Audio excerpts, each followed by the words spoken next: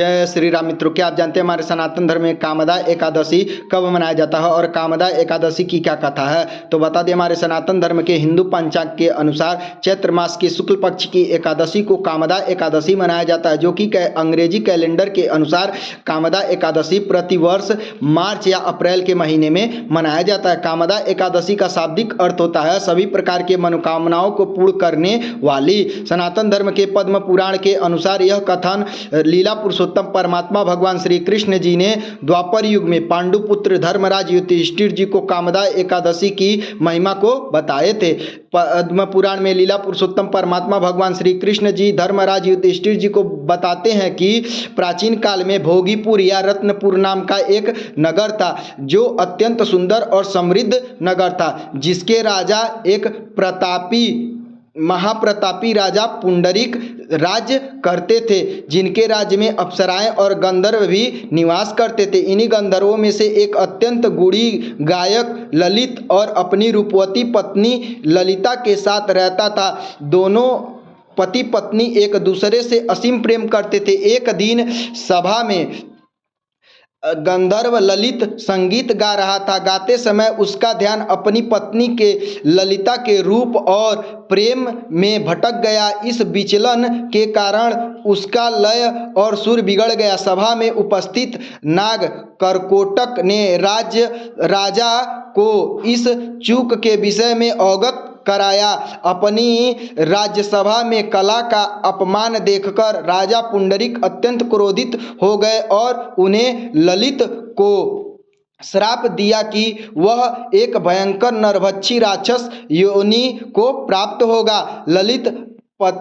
ललिता पति के राक्षस बन जाने के से बहुत दुखी थी और विलाप करने लगी। पति के राक्षस रूप धारण करने के बाद भी ललिता को अपनी बुद्धि की समझ थी, लेकिन वह अपनी पत्नी के साथ जंगल में भटकने लगा था।